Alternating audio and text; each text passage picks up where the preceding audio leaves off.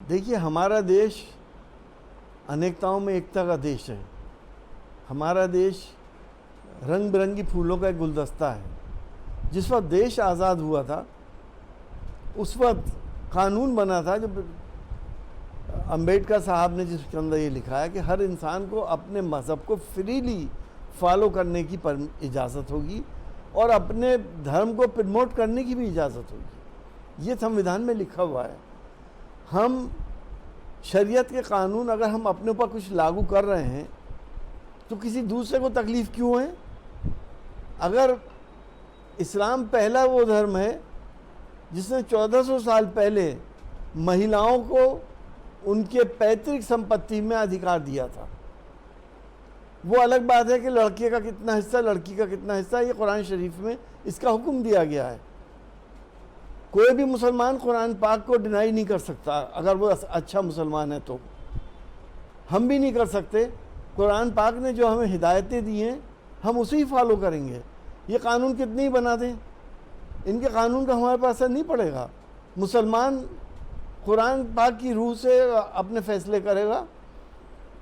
जो अपनी संपत्ति अपने बच्चों में बांटनी है उसको शरीयत के हिसाब से देगा। इससे किसी को तकलीफ़ क्यों है? आखिर जहाँ तक सवाल आता है कि दूसरी शादी नहीं कर सकते, मैं सवाल पूछता हूँ, अगर किसी की पत्नी बहुत बीमार है या किसी की पत्नी के बच्चे नहीं होते, उसके अंदर कोई डिफेक्ट है, तो पत्नी की इजाज़त से दूसरी शादी करने में आपको क्या तकलीफ़ है?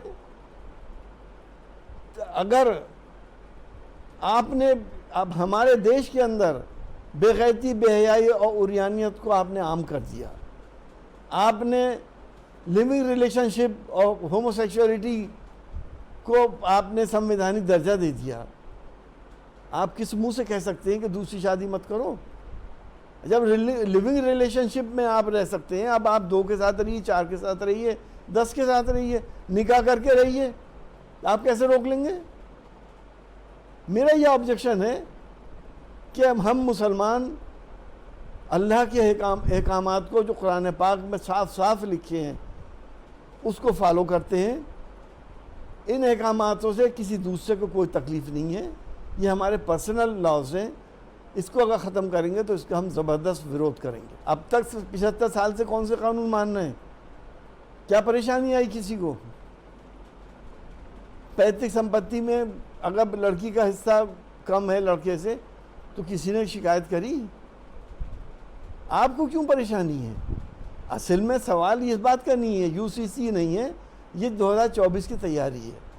कैसे इस देश के रहने वालों को, हिंदू मुसलमान भाइयों के बीच में दरारें पैदा करो। और एक होड़ सी मची हुई है बीजेपी के नेताओं में कि कौन कितना मुसलमान को टॉर्चर कर ले वो उतना ही बड़ा बीजेपी का नेता बनता है। ये बात मुसलमानों की अच्छी तरह से समझ में आ रही है। देखिए, मैंने आपसे कहा ना, जिस कानून से किसी दूसरे को कोई तकलीफ़ नहीं हो रही है, शरीयत का कानून है। ये कुरान पाक के अंदर साफ साफ हिदायतें दी गई हैं। हर मुसलमान कुरान पाक को मानता है और अगर वो नहीं मानता तो वो अच्छा मुसलमान नहीं है। किस मुंह से आदमी कुरान पाक को डिनाई कर सकता है? आप किसी भी मुसलमान से पूछ लिए कि क्या जो कुरान पाक में लिखा है आप उसे नहीं मानेंगे? नहीं मानेंगे तो आप कहीं और जाइए। हम कैसे इस फार्मूले पे चल सकते हैं? वीके न्यूज, राष्ट्र के नाम।